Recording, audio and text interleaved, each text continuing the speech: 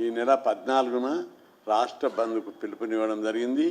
దాదాపు 22 బీసీ సంఘాలు సమావేశమై ఇది బీసీలకు తీవ్రమైన అవమానం, హైకోర్టులో వేసిన కేసు ఏ విధంగా స్టే ఇస్తారు, బలమైనటువంటి జనాభా ఉన్నటువంటి బీసీలకు ఇచ్చిన రిజర్వేషన్లను జీవో ఇచ్చారు. నామినేషన్లు వేసే స్టేజ్లో నామినేషన్లు నోటిఫికేషన్ వేసిన తర్వాత రిజెక్ట్ చేసేటటువంటి అధికారం లేదు ప్రభుత్వానికి, కోర్టులకు. అయినా ఇచ్చారు.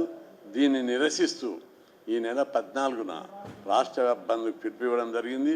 రాష్ట్ర వ్యాప్తంగా రోజు పెద్ద ఎత్తున ఇప్పటికే బీసీ సంఘాలు ధర్నాలు, రస్తారోకోలు, ర్యాలీలు, రౌండ్ టేబుల్ కాన్ఫరెన్సులు జరుపుతున్నారు. ఇంకా జరపాలని విజ్ఞప్తి చేస్తున్నా.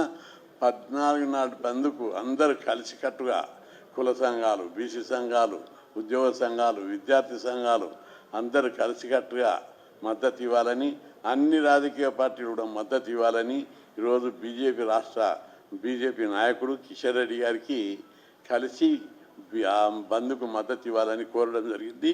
పార్టీలో చర్చించి మద్దతు విషయం సానుకూలంగా తీసుకుంటామని హామీ ఇచ్చాడు. ఈరోజు రాష్ట్ర ప్రభుత్వం కోర్టు బీసీల నోటికాడి ముద్దను లాక్కుంది.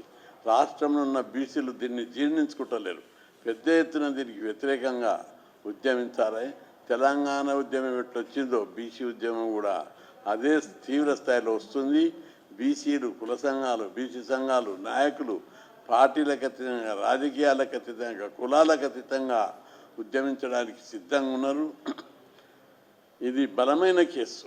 ఒకవైపు జీవో తీశారు, అసెంబ్లీలో బీజేపీ పార్టీ మద్దతు ఇచ్చింది, అన్ని పార్టీలు మద్దతు ఇచ్చాయి, కిషన్ రెడ్డి గారు మద్దతు ఇచ్చారు, పార్టీ పరంగా రామచంద్రరావు కూడా మద్దతు ప్రకటించారు. అన్ని కోణాలలో అన్ని పార్టీల మద్దతు ఉంది. అన్ని వర్గాల జనాభా లెక్కలు ఉన్నాయి, డెడికేటెడ్ కమిషన్ సిఫార్సులు ఉన్నాయి. అయినప్పటికీ కూడా కోర్టు ఈ విధంగా ఇవ్వడాన్ని మేము తీవ్ర స్థాయిలో నిరసిస్తూ బీసీల నోటికాడి అన్నముద్ద లాక్కొని అవమానపరిచారు. కాబట్టి దీని మీద నిరసిస్తూ 14న తలపెట్టిన బంద్కు అన్ని పార్టీలు మద్దతు ఇవ్వాలని కోరుతున్నాం. ఇది అన్ని కుల సంఘాలు, బీసీ సంఘాలు తీవ్ర స్థాయిలో, ఇది బీసీల ఆత్మగౌరవానికి సంబంధించింది. దీన్ని పెద్ద ఎత్తున చేపట్టాలని చెప్పి పిలుపునిస్తున్నాం.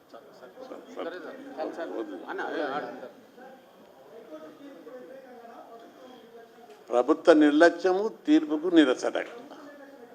అదే వారికి మొదటి 2 రోజులు ఇవ్వలేదు.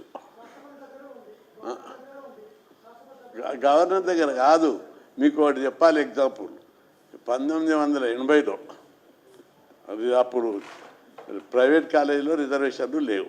నేను కొట్లాడినా 80లో, అంటే 45 ఏళ్ల కింద.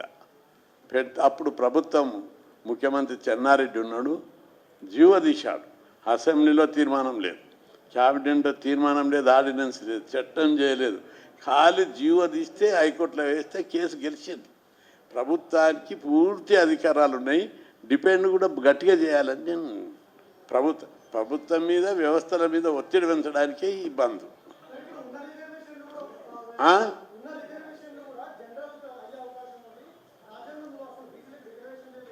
ఎందుకు లేదు? ఇప్పుడే చెప్తా నేను. 243 D6లో లోకల్ బాడీ ఎన్నికల్లో బీసీ రిజర్వేషన్లను నిర్ణయించే అధికారం రాష్ట్ర ప్రభుత్వానికి ఉందని స్పష్టంగా ఉంది. మీరు రాజ్యాంగాన్ని చదవండి ఒకసారి. ఆ ప్రభుత్వంకే అధికారం ఇచ్చారు.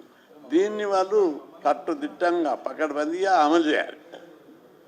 అందుకే మరింత ఒత్తిడి చేయడం. దీన్ని బీసీలు అంటే చిన్న చూపు జరుగుతుంది, బీసీలు అంటే లెక్కలేనితనం ఉంది, బీసీల సత్తా ఏమిటిదో చూపెడతాం.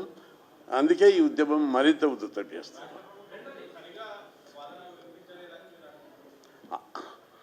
మరి ఇంత పకడ్బందీ ఉన్నటువంటి సమస్యకు రాజ్యాంగ భద్రత ఉంది, సుప్రీంకోర్టు భద్రత ఉంది, అసెంబ్లీలో చట్టం చేశారు అన్ని పార్టీలు. సుప్రీంకోర్టు తీర్పు ప్రకారం జనాభా లెక్కలు ఉన్నాయి, డెడికేటెడ్ కమిషన్ ఉంది. ఈ వాదనలన్నీ గట్టిగా ఇప్పించాలి. రెండవది, తీర్పు కూడా 30 సంఘాలు వేశాయి. ఒకరోజు ముందు మేము స్టే ఇవ్వమన్నది కోర్టు. సేమ్ డే తెల్లారే మధ్యాహ్నం దాకా స్టే ఇవ్వమని అడిగితే కూడా నో అన్నది. అందరి వాదనలు వినిపించాలి 30 సంఘాలే అని చెప్పాం. సరే అని చెప్పారు. వాదనలు వినిపించకుండా 30 సంఘాలను లెక్క చేయకుండా వాదన వినిపించకుండా స్టే ఎట్లిస్తారు? మీకు కనిపిస్తుంది ఇంత అన్యాయం, మీరు కూడా ప్రశ్నించాలి.